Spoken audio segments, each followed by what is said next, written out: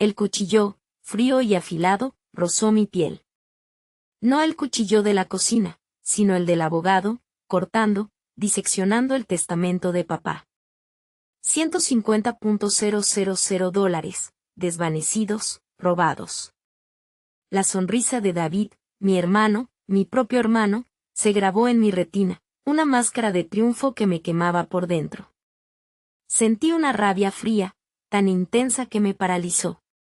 ¿De dónde nos miras? Escribe sobre esto en los comentarios. Por favor, me gusta y suscríbete al canal. Me llamo Megan, tengo 35 años y trabajo como abogada en Chicago. Me especializo en derecho corporativo, un campo que, irónicamente, me ha enseñado a navegar por los laberintos de la manipulación legal, algo que mi propio hermano, David, manejó con una perversidad escalofriante. La noticia del fallecimiento de papá me golpeó como un camión. El dolor por su pérdida se mezcló con un agudo vacío, una sensación de injusticia que se fue intensificando con cada día que pasaba. La lectura del testamento, en el despacho del abogado, fue un ritual macabro. El papel, frío y ajeno, era la sentencia de muerte de mi futuro. Mi herencia, mi parte de la herencia familiar, se había esfumado.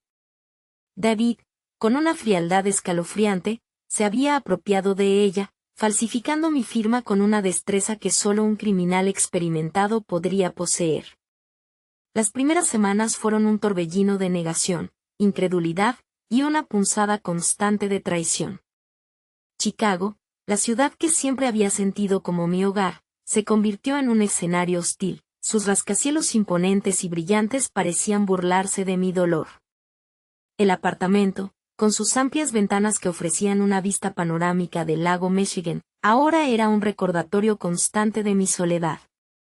La idea de que mi hermano, mi propio hermano, me había robado mi futuro, me perseguía como una sombra. Dormía poco, y cuando lo hacía, su rostro me atormentaba en pesadillas. Las noches se convertían en una batalla contra la desesperación, contra el eco de su risa, una risa que antes se encontraba reconfortante, ahora llena de veneno. Los días eran una lucha para mantener la compostura en el trabajo, sonriendo a mis clientes mientras por dentro me desgarraba la rabia contenida. Me refugiaba en el trabajo, buscando una distracción en la complejidad de los casos, en la búsqueda de justicia para otros. Irónicamente, la justicia me eludía a mí. Pero la rabia, aunque devastadora, fue también mi motor. La amargura se convirtió en combustible. Recordé las innumerables ocasiones en que David había abusado de mi confianza, su patrón de manipulación sutil y calculadora, sus préstamos inconvenientes que nunca devolvía, sus promesas vacías que siempre dejaban un rastro de decepciones. Era un maestro de la manipulación emocional, y yo había sido su víctima dócil durante años. Consulté con otro abogado, uno que se especializaba en casos de fraude. Presenté la demanda con una determinación férrea, respaldada por pruebas irrefutables. La batalla legal fue larga y agotadora, una batalla de ingenio y estrategia, donde cada documento, cada testimonio, representaba una pequeña victoria en mi guerra personal. David contrató a los mejores abogados, expertos en dilatar los procesos, en confundir y desorientar. Sin embargo, mi persistencia, alimentada por el dolor y la indignación, fue infranqueable. El día del juicio fue un torbellino de emociones. Ver a David en el estrado, con su máscara de inocencia, me llenó de una furia fría. La presentación de las pruebas fue un golpe tras otro. La falsificación de mi firma, sus intentos de ocultar la transferencia de fondos, todo salió a la luz, revelando su verdadera naturaleza. La sentencia fue rotunda, culpable. No solo tendría que devolverme el dinero, sino que enfrentaría cargos criminales. La justicia, aunque lenta, había prevalecido. Recuperé mi herencia.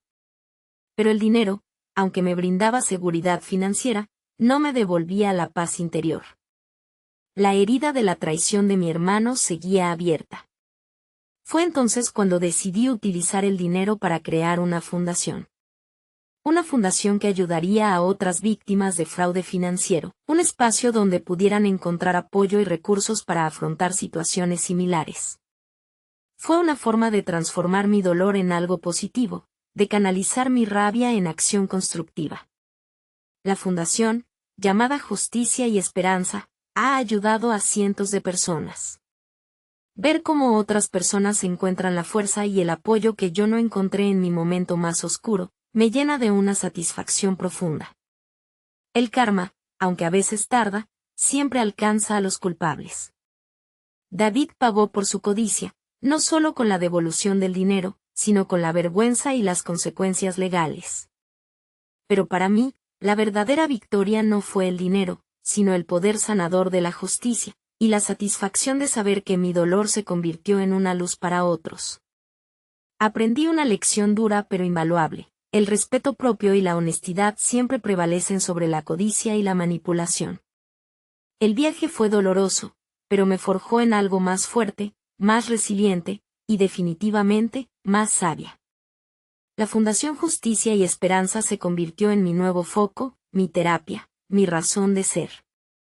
Chicago, la ciudad que antes me había parecido hostil, ahora se sentía como un aliado, un escenario donde podía construir algo positivo a partir de las cenizas de mi dolor.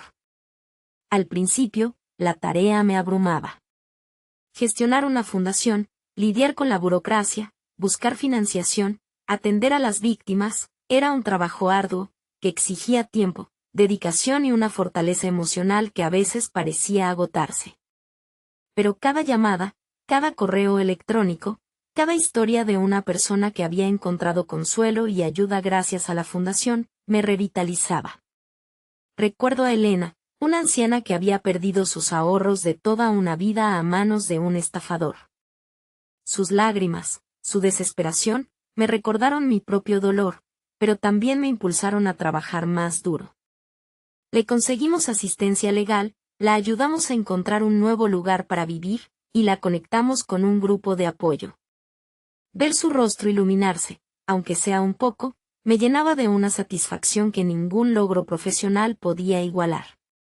Había otras historias de familias que habían perdido sus casas, de personas que habían sido víctimas de préstamos predatorios, de jóvenes engañados por estafas online. Cada una de esas historias era un ladrillo más en la construcción de Justicia y Esperanza, una construcción hecha con empatía, perseverancia y la determinación de no permitir que la injusticia triunfara. Mi vida social, antes vibrante, se había reducido considerablemente. Mis amigas, comprensivas, intentaban mantenerme ocupada con cenas y salidas, pero yo prefería pasar las noches trabajando en la fundación o leyendo informes legales, absorbiendo información que me ayudaba a comprender las complejidades del sistema financiero y la forma en que se aprovecha de los más vulnerables.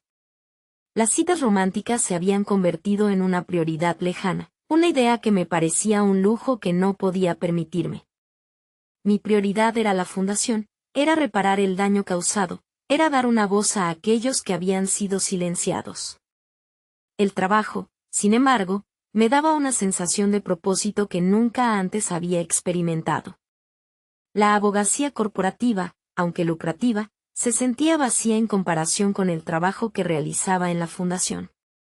Aquí encontraba un verdadero significado, un sentido de pertenencia a algo más grande que yo misma. Ya no era solo una abogada exitosa, sino una activista, una defensora de los derechos de los demás, alguien que utilizaba su conocimiento y experiencia para combatir la injusticia. El sentimiento de impotencia que me había abrumado tras la traición de mi hermano se había transformado en un poder inmenso, una fuerza que me impulsaba hacia adelante. Con el tiempo, la fundación creció. Conseguimos más fondos, contratamos a más personal, y expandimos nuestros servicios. Empezamos a ofrecer talleres educativos para prevenir el fraude financiero, colaboramos con otras organizaciones sin ánimo de lucro, y logramos impulsar cambios legislativos que protegían a los consumidores. La satisfacción que sentía era inmensa. No solo estaba ayudando a otros, sino que estaba construyendo un legado que trascendía mi propia experiencia personal. Estaba creando una red de seguridad para aquellos que, como yo, Habían sido víctimas de la avaricia y la manipulación. El vacío que había sentido después de la muerte de mi padre y la traición de mi hermano, poco a poco, se fue llenando. Las noticias sobre David, ocasionalmente, llegaban a mis oídos. Había perdido su licencia de abogado, sus negocios habían quebrado, y su reputación estaba hecha trizas. Su vida, en apariencia tan perfecta y exitosa, se había derrumbado. No sentía satisfacción por su desgracia, sino más bien una extraña sensación de liberación. La justicia había hecho su trabajo, y su caída no era una victoria para mí, sino una consecuencia inevitable de sus acciones. Su ejemplo se convirtió en una advertencia, una confirmación de que la honestidad, la integridad y el respeto a los demás, son valores que a la larga siempre prevalecen sobre la codicia y el egoísmo. Justicia y Esperanza no era solo una fundación, era el testimonio de mi resiliencia, de mi capacidad para convertir un dolor inmenso en una fuerza transformadora. Era el monumento a la verdad que siempre vence sobre la mentira y a la justicia que, aunque a veces lenta, siempre llega. Era mi propia redención. Y aún me quedaba un largo camino por recorrer. Un año después de la creación de Justicia y Esperanza, recibí una invitación para asistir a una conferencia nacional sobre fraude financiero. La invitación, procedente de una prestigiosa organización sin ánimo de lucro, me sorprendió y me llenó de orgullo. Presentar mi experiencia, hablar sobre la fundación, compartir mis conocimientos y mi historia, era una oportunidad inmensa. Preparé mi presentación con meticulosidad, revisando datos, estadísticas, y sobre todo, repasando las historias de las personas a las que habíamos ayudado. Quería que mi discurso fuera más que una simple presentación, quería que fuera un testimonio de esperanza, una llamada a la acción, una inspiración para otros. El día de la conferencia, estaba nerviosa. El escenario, iluminado por potentes focos, parecía un abismo infinito. Miré al público, una masa de caras anónimas, y sentí un escalofrío recorrer mi espina dorsal. Pero entonces, recordé a Elena, a los jóvenes engañados en Internet, a las familias desahuciadas. Recordé la fuerza que me había impulsado a crear la fundación, la determinación que me había permitido superar la traición de mi hermano, y la satisfacción de haber ayudado a tantos otros. El miedo se disipó, reemplazado por una profunda sensación de propósito. Mi presentación fue un éxito. Hablé con pasión, con sinceridad, con la voz llena de emoción.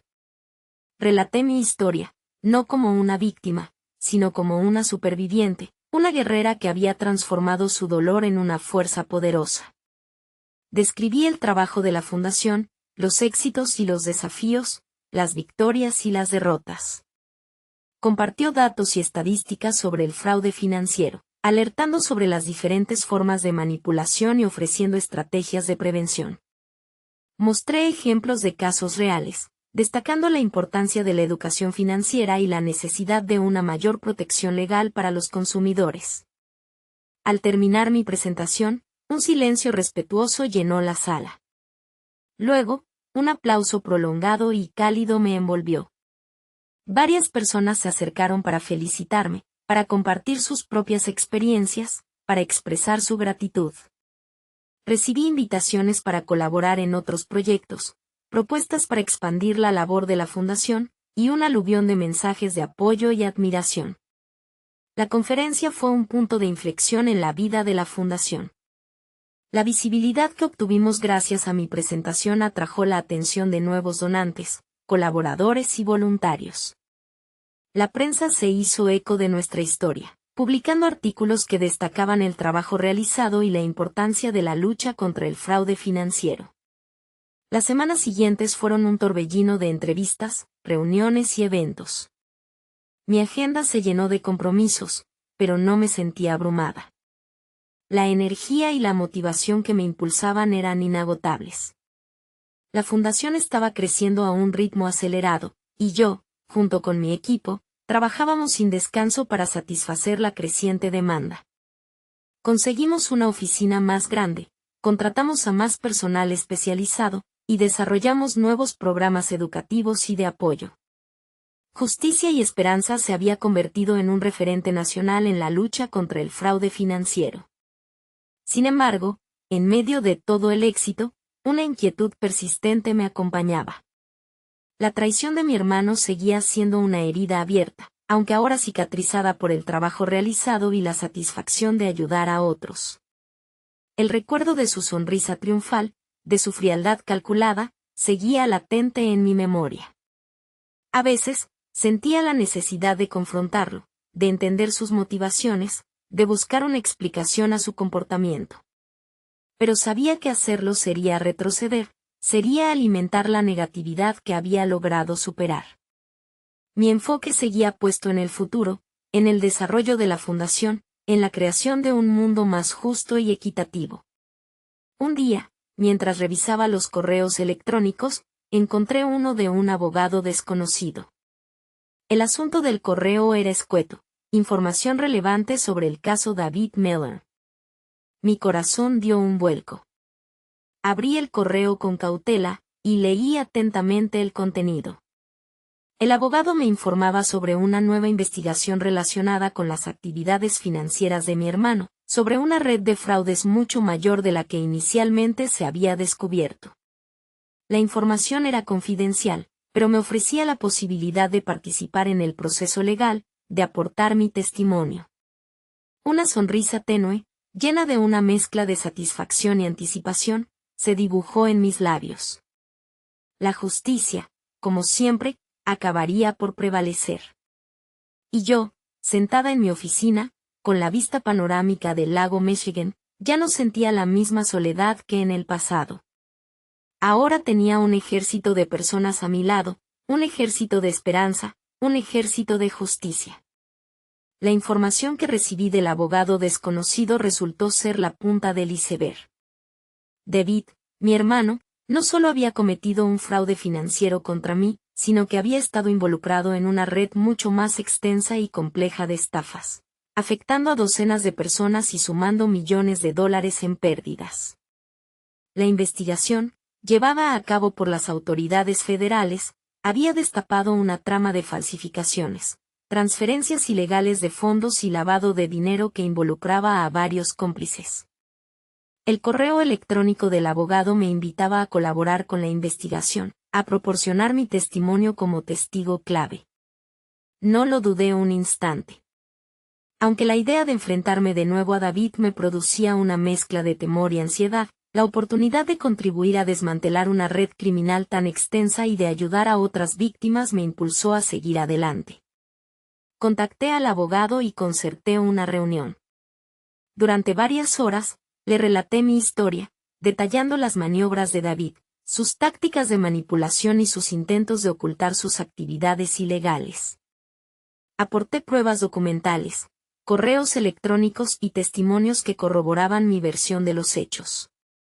La información que yo poseía, aunque se centraba en mi caso particular, encajaba perfectamente en el entramado general de la investigación, proporcionando una perspectiva crucial para entender las operaciones de la red criminal. La colaboración con las autoridades fue una experiencia compleja y desgastante.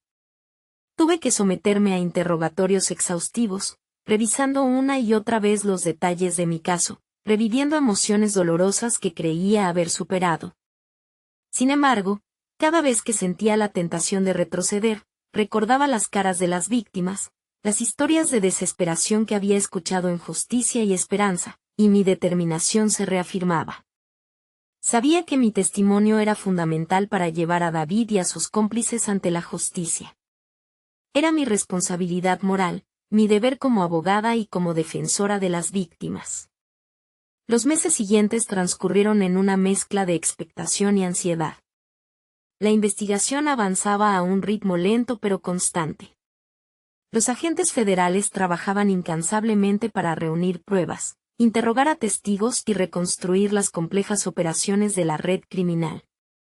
Yo, por mi parte, seguí con mi trabajo en la fundación, gestionando las operaciones diarias y continuando con mi labor de defensa de los derechos de los consumidores. Intenté mantener la serenidad y la concentración, aunque la incertidumbre y la presión aumentaban con cada día que pasaba. Finalmente, llegó el día del juicio. Ver a David en el banquillo de los acusados, rodeado de agentes de la ley, fue una experiencia surrealista. Su rostro, antes arrogante y lleno de confianza, mostraba ahora un semblante de derrota, de resignación. Su mirada, al cruzarse con la mía, reflejaba un rastro de culpa, de arrepentimiento. No sentí lástima por él, sino más bien una satisfacción profunda, una sensación de justicia poética. Mi testimonio, junto con las pruebas recogidas por las autoridades, fue devastador para la defensa. La red criminal fue desmantelada, y David, junto con sus cómplices, fueron condenados a penas de prisión significativas y a la restitución de los fondos robados. El juicio no solo resultó en la condena de David y sus cómplices, sino que también supuso un gran reconocimiento para Justicia y Esperanza. El trabajo de la Fundación fue ampliamente reconocido por los medios de comunicación y por las autoridades gubernamentales, lo que permitió una mayor expansión y el desarrollo de nuevos proyectos. Recibimos una avalancha de donaciones y de solicitudes de colaboración. Mi historia, inicialmente una de dolor y traición, se había convertido en un ejemplo de resiliencia, perseverancia y justicia. Había logrado convertir mi herida personal en una plataforma para el cambio social, en un movimiento que había inspirado a miles de personas. El lago Michigan, visto desde mi oficina, brillaba con un nuevo esplendor, un reflejo de la luz que yo misma había irradiado hacia el mundo. La victoria no estaba solo en la condena de David, sino en el crecimiento de Justicia y Esperanza, en el impacto positivo que la Fundación había tenido en la vida de tantas personas y en la creación de un futuro donde la honestidad y la justicia siempre prevalecieran. Tras el juicio, mi vida cambió de forma significativa. La atención mediática, aunque inicialmente abrumadora, se convirtió en una herramienta poderosa para expandir el alcance de Justicia y Esperanza. Entrevistas en televisión, artículos en periódicos y revistas, apariciones en podcast y conferencias, todas estas oportunidades me permitieron compartir mi historia y promover la labor de la Fundación. De repente, mi nombre ya no estaba asociado solo con el éxito en el ámbito legal corporativo, sino también con la lucha contra la injusticia y la defensa de los derechos de los consumidores. La Fundación, ahora fortalecida por la victoria legal y la creciente visibilidad, se expandió rápidamente. Creamos nuevas oficinas en otras ciudades, establecimos alianzas estratégicas con organizaciones internacionales, y desarrollamos programas de educación financiera innovadores. El equipo de Justicia y Esperanza creció exponencialmente, atrayendo a profesionales altamente capacitados y comprometidos con nuestra misión. Conseguimos fondos de grandes empresas, fundaciones filantrópicas y donantes privados, lo que nos permitió financiar proyectos ambiciosos y llegar a un público cada vez más amplio. Sin embargo, el crecimiento de la Fundación no estuvo exento de desafíos. Las presiones internas y externas aumentaron considerablemente. Tuve que aprender a delegar responsabilidades, a confiar en mi equipo, y a lidiar con la complejidad de una organización en constante expansión. Hubo momentos de duda, de cansancio, incluso de desaliento. Pero cada vez que sentía que flaqueaba, recordaba la razón por la que había creado Justicia y Esperanza, la fuerza que me había impulsado a superar la traición de mi hermano, y la satisfacción de ver cómo la Fundación cambiaba la vida de tantas personas. Una de las iniciativas más gratificantes fue la creación de un programa de mentoría para jóvenes de entornos desfavorecidos. Ofrecimos formación en finanzas, liderazgo y emprendimiento social, empoderando a los participantes para que construyeran sus propios proyectos y contribuyeran al desarrollo de sus comunidades. Ver a estos jóvenes, llenos de energía y potencial, alcanzar sus metas, me llenaba de un orgullo inmenso. Eran el futuro, el legado de Justicia y Esperanza, la prueba tangible de que la inversión en la educación y el empoderamiento de las comunidades es la mejor forma de prevenir la injusticia y la desigualdad. Mi vida personal también experimentó un cambio profundo. Aunque el trabajo absorbía la mayor parte de mi tiempo y energía, descubrí la importancia de encontrar un equilibrio entre mi vida profesional y personal. Comencé a dedicar más tiempo a mis amigos y familiares, reavivando viejas amistades y forjando nuevas conexiones. Recuperé el gusto por las actividades que había dejado de lado, como el yoga, la lectura y los viajes. Empecé a disfrutar de los pequeños placeres de la vida, apreciando los momentos de calma y tranquilidad en medio del torbellino de actividades. Años después del juicio, David salió de prisión. No intenté contactarlo, ni tampoco busqué venganza. Su caída, su desgracia, no me proporcionaban satisfacción alguna. Mi victoria residía en la creación de justicia y esperanza, en el impacto positivo que la Fundación había generado en la vida de miles de personas. David había pagado por sus crímenes, y eso era suficiente. Su historia, aunque trágica, servía como ejemplo del coste que conlleva la codicia y la falta de ética. El trabajo en justicia y esperanza se convirtió en mi razón de ser, mi pasión, mi legado. Cada día, al llegar a la oficina, observaba el lago Michigan desde mi ventana, y sentía una profunda gratitud por el camino recorrido, por la fuerza que había encontrado en el dolor y por la capacidad de transformar una tragedia personal en una fuerza transformadora para el bien. Había aprendido que la verdadera justicia no solo se encuentra en los tribunales, sino en la construcción de un mundo más justo y equitativo, un mundo donde la esperanza y la perseverancia siempre triunfan sobre la codicia y la injusticia. Y fue en ese momento, mientras contemplaba el horizonte desde mi oficina, que comprendí la verdadera dimensión de mi victoria. Unos 10 años después de la creación de Justicia y Esperanza, me encontraba en la cima de mi carrera, tanto a nivel profesional como personal. La Fundación se había consolidado como una organización líder en la lucha contra el fraude financiero, con oficinas en varias ciudades del país y un equipo de más de 100 profesionales altamente cualificados. Habíamos ayudado a miles de personas, impartido cientos de talleres educativos y logrado impulsar cambios legislativos significativos en la protección de los consumidores.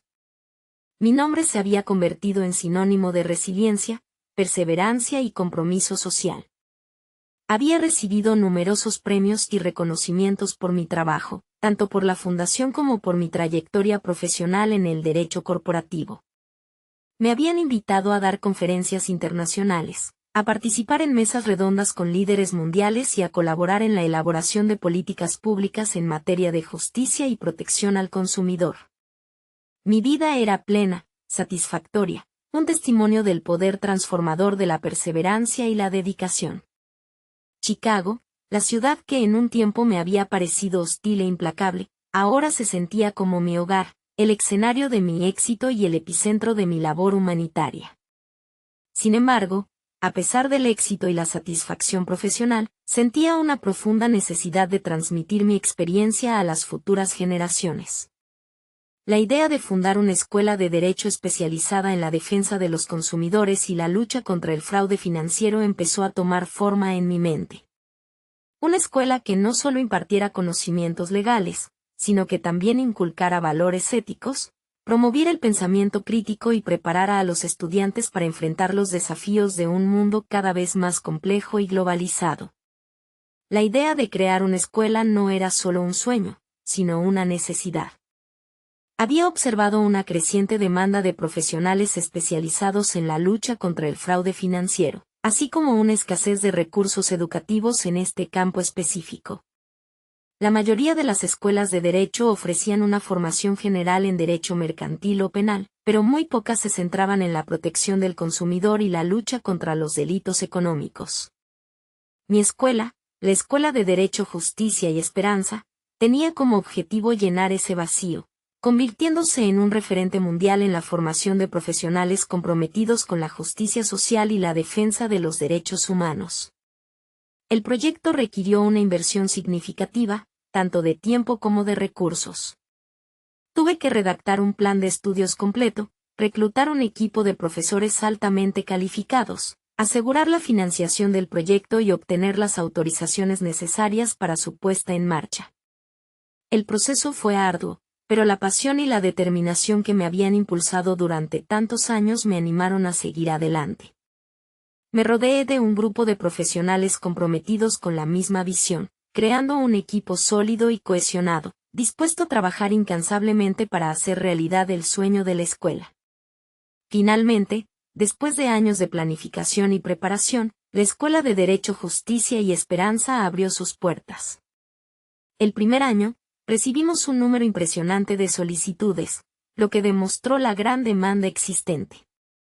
Los estudiantes, procedentes de diferentes países y con diversos orígenes, compartían un mismo objetivo: contribuir a un mundo más justo y equitativo.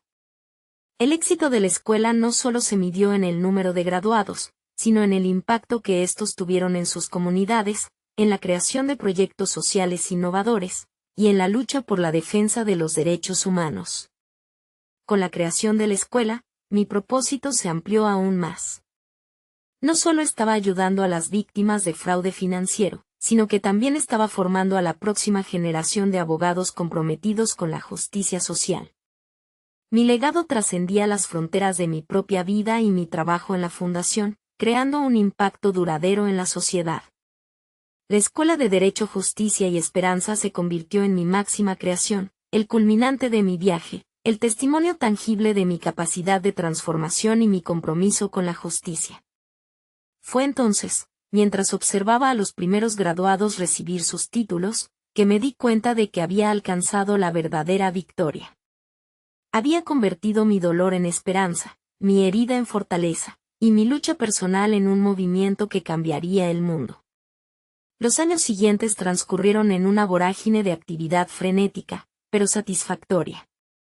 La Escuela de Derecho, Justicia y Esperanza crecía a pasos agigantados, convirtiéndose en un referente internacional en la formación de abogados especializados en la defensa del consumidor y la lucha contra el fraude financiero. Recibíamos solicitudes de estudiantes de todo el mundo, atraídos por la reputación de la escuela y su innovador plan de estudios, que combinaba la teoría jurídica con la práctica real y el compromiso social. Habíamos establecido convenios con universidades y organizaciones internacionales, ampliando nuestra red de contactos y oportunidades para nuestros alumnos. Mi papel como fundadora y rectora de la escuela era exigente, pero gratificante. Supervisaba el plan de estudios, dirigía las sesiones de capacitación para el profesorado, participaba en eventos académicos y mantenía un contacto constante con los estudiantes, asesorándolos en sus proyectos y carreras profesionales.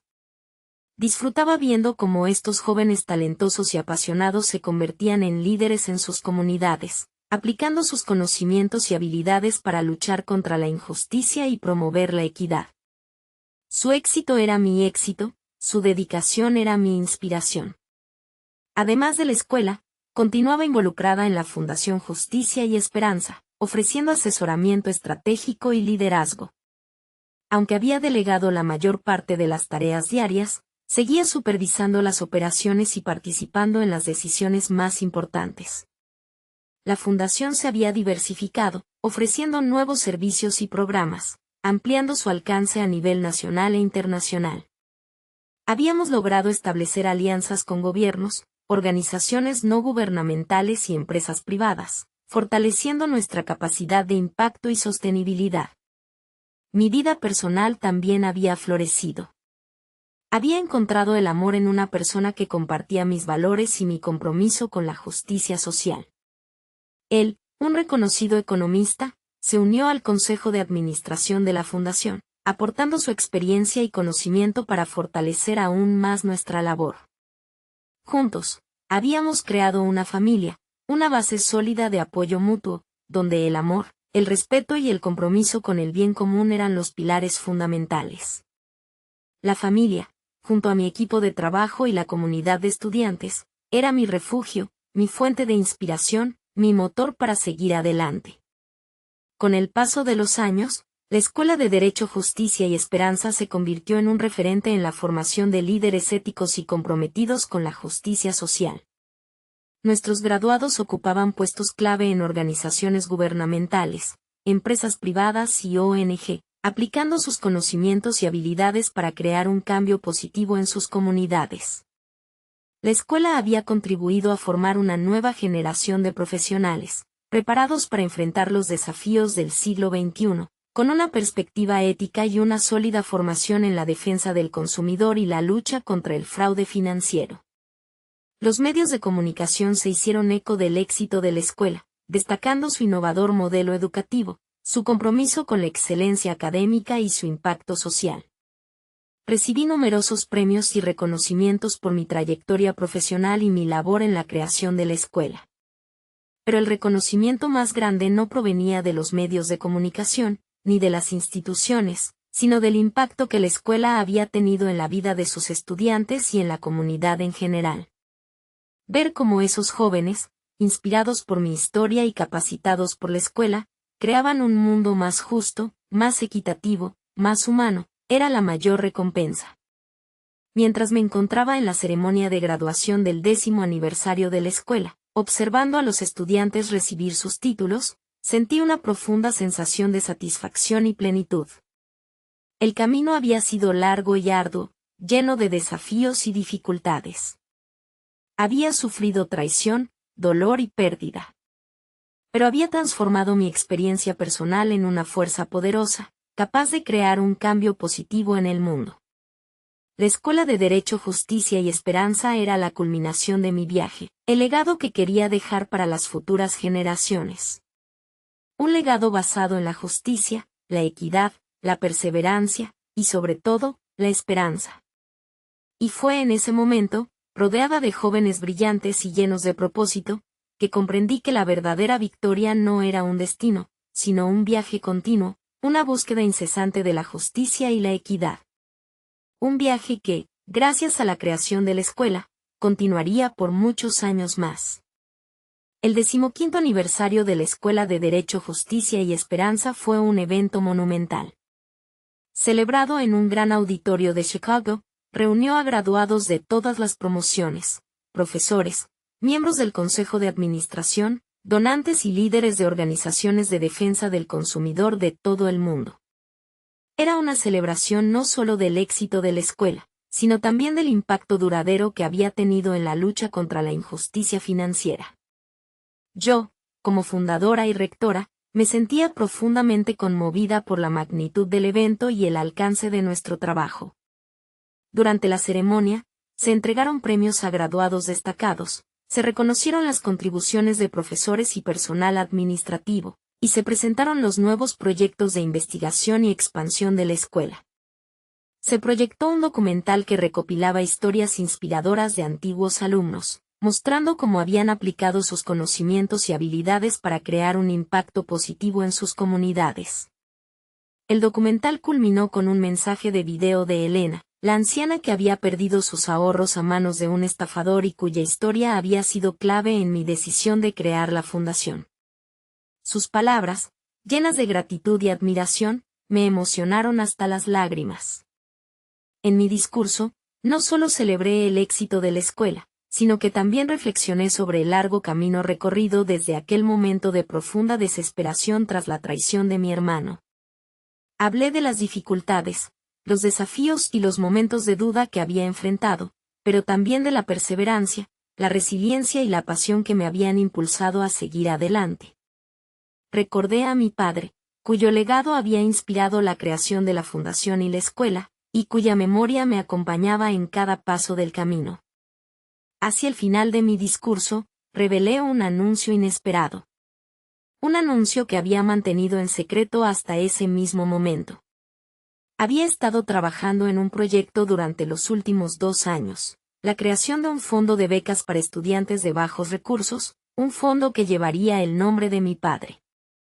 El fondo tendría como objetivo garantizar que cualquier persona, independientemente de su situación socioeconómica, tuviera la oportunidad de acceder a una educación de alta calidad en la Escuela de Derecho, Justicia y Esperanza, para contribuir a la lucha contra la injusticia financiera. La revelación del fondo de becas fue recibida con una ovación entusiasta. El auditorio se llenó de alegría, emoción y gratitud. La creación del fondo representaba la culminación de mi viaje personal y el compromiso continuo de la escuela con la justicia social. Había logrado transformar el dolor de la traición en una herramienta poderosa para el bien, creando un legado perdurable que honraría la memoria de mi padre y beneficiaría a generaciones futuras de abogados comprometidos con la justicia. Pero la sorpresa aún no había terminado. En medio de la ovación, una figura familiar se acercó al escenario.